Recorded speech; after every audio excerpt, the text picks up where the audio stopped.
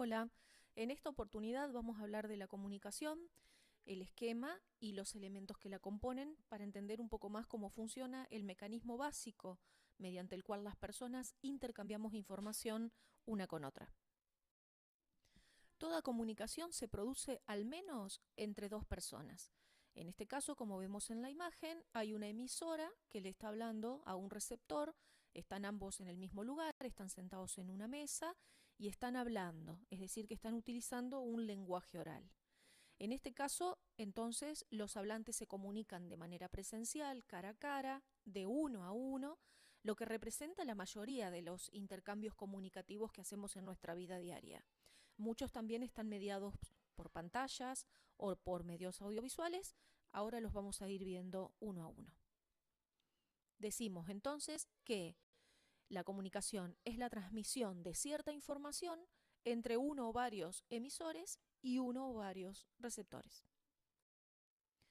Como ven en las imágenes, la comunicación no siempre se produce uno a uno. A veces un solo emisor puede ser recibido por un montón de gente, por un público muy amplio, por ejemplo, en el caso de un recital, de una obra de teatro, de un concierto o de un programa de radio. Y a veces muchos emisores pueden ser recibidos por un solo receptor.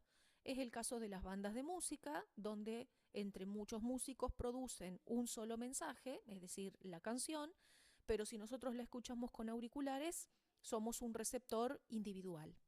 Entonces, emisores y receptores pueden ser uno o muchos, es decir, individuales o colectivos, y los receptores también pueden ser individuales o colectivos. En la imagen de la izquierda ven que hay un público colectivo recibiendo lo que el cantante está haciendo sobre el escenario. En la imagen de la derecha ven que los emisores individuales con sus auriculares están escuchando ese mensaje plural, colectivo, que fue enunciado y grabado por una banda de rock en este caso.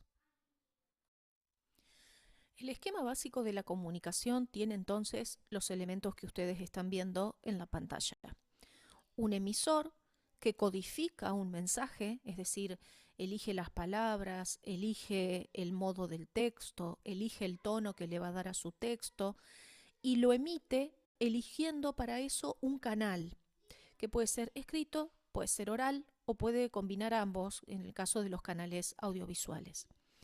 Ese mensaje que se transmite a través del canal va a llegar a un receptor que va a ser el encargado de decodificar el mensaje, es decir, de comprenderlo. El sistema de signos que utilizó el emisor para escribir, digamos, para diseñar el mensaje, tiene que ser compartido por el receptor. Por ejemplo, si un emisor y un receptor no hablan el mismo idioma, como si nosotros estuviéramos hablando con un turista ruso, el mensaje del turista ruso nosotros no podríamos comprenderlo porque nos falta el sistema de signos, es decir, que la decodificación no se va a producir. Pero vamos a suponer que en una conversación normal, tradicional, un emisor emite un mensaje oral en español, a nosotros nos llega, lo decodificamos, lo comprendemos y ahí ya se ha producido la primera vuelta casi completa del esquema de la comunicación. Si nosotros le contestamos al emisor, estamos retroalimentando el esquema, que significa cerrarlo, es decir, el mensaje salió, llegó, se comprendió y el receptor a la vez le hace saber al emisor que el mensaje ha sido recibido. Entonces, sabemos que los emisores y los receptores no siempre son uno solo, pueden ser varios, se llaman emisores y receptores colectivos, que no siempre están en el mismo lugar, que hay comunicaciones que no son presenciales, sino que son a distancia. Y además puede pasar que la comunicación no se produzca hablando o escuchando, sino escribiendo, viendo, filmando, etc. A veces ni siquiera interviene la palabra, se pueden usar gestos, se pueden usar otros tipos de códigos o señales conocidas como señales no lingüísticas. Veamos el esquema de la comunicación para seguir hablando de sus elementos. En este caso, dos fundamentales, los códigos y los canales. Entonces, repasando los canales que puede usar un emisor, básicamente son tres: el canal audiovisual, el oral y el escrito. El canal audiovisual se utiliza cuando vemos una película, cuando vemos un videoclip, cuando estamos en una videollamada. El canal oral puede ser tanto presencial, hablando con una persona, o puede ser a través de un mensaje de voz o de un audio que hemos enviado. Y el canal escrito tiene que ver con los símbolos que se escriben, es decir, con la escritura física en el papel. Puede ser un libro, puede ser un mensaje de texto, un periódico, o los subtítulos a veces de una película. Por ejemplo, si estamos también en un canal audiovisual, aparecen allí. Los códigos son un tema un poco más complejo. Básicamente, en el proceso de codificación del emisor, el emisor puede utilizar diversos tipos de códigos. El más común es el código lingüístico, es decir, un idioma, una lengua. Como ustedes ven en las imágenes de la derecha, vemos a dos personas hablando o un texto escrito, en este caso en idioma inglés. Es lo que llamamos el código lingüístico. Consideramos también códigos lingüísticos al lenguaje de señas argentino, que está en la imagen de abajo a la derecha, porque a pesar de que se hace con formas de las manos, con figuras de las manos, esas figuras se traducen en letras, es el sistema dactilográfico. Entonces, para cada forma de la posición de la mano, tengo una letra correspondiente. Yo puedo deletrear, por ejemplo, mi nombre. Entonces, es un código lingüístico. Y debajo a la izquierda tienen el código braille, el alfabeto básico internacional, con los números del 1 al 0, que también, según la posición de los puntos en una cuadrilla de 6, como si fuera la cara de un dado, cada uno de ellos equivale a una letra. Entonces yo puedo ir deletreando palabras en cualquier idioma. Como cada sistema de puntos tiene un equivalente en una letra del alfabeto, también consideramos que es un código lingüístico. En la parte de la izquierda están los códigos no lingüísticos o señales, que también son muy utilizados. Tenemos, por ejemplo, el semáforo, que es un código muy sencillo de 3 luces, cada una con un significado, ¿no? El rojo para detenerse, el verde para avanzar. Los distintos tipos de sirenas de la policía, de las ambulancias, de los bomberos, las alarmas de los relojes, las alarmas de notificación, que son sonidos, es decir, son señales auditivas que a nosotros nos significan un mensaje concreto.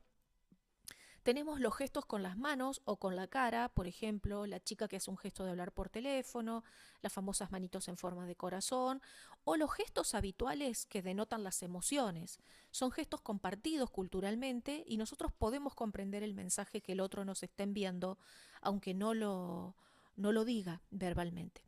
En el medio yo puse el ejemplo del billete de 10 pesos porque esos 4 puntitos que están al lado del 10 es justamente un sistema táctil en braille para que las personas ciegas o con visión disminuida puedan saber el valor del billete. Entonces, ese código es no lingüístico, justamente es una señal táctil. Como ven, nosotros en nuestra comunicación usamos todo tipo de códigos mezclados. Mientras hablamos, hacemos gestos, cuando escribimos un texto le ponemos una ilustración, o en nuestra vida cotidiana estamos rodeados de sonidos y de imágenes visuales que significan cosas, ¿no? El sonido de un timbre, la luz del microondas con el reloj, etcétera. Hay algunos casos en los que la comunicación no se produce porque aparece una figura que es la figura del ruido. El ruido comunicacional no es un ruido real, sino que es todo lo que entorpezca o imposibilite la llegada del mensaje. Por ejemplo, una fotocopia borroneada, como en el caso de la imagen de arriba a la derecha, no nos permite leerla, entonces el mensaje no va a llegar al receptor. No hablar un idioma, no compartir el idioma con quien estamos tratando de conversar, como en el caso de la imagen central que está debajo, también es ruido comunicacional, ya que el mensaje no nos llega. No poder leer partituras o no poder leer textos matemáticos, que son lenguajes complejos creados por el hombre, como la partitura que está arriba a la izquierda o debajo a la izquierda, también son ruido comunicacional. O los ruidos reales, muchas personas hablando juntas, interrupciones de sonidos fuertes que no nos permiten escuchar. Todo el ruido, todos esos tipos de ruido pueden impedir que el mensaje llegue bien, que el emisor lo comprenda bien o que el receptor retroalimente Así que esto también hay que tenerlo en cuenta, es muy común en todos los tipos de comunicación. Veamos un ejemplo concreto.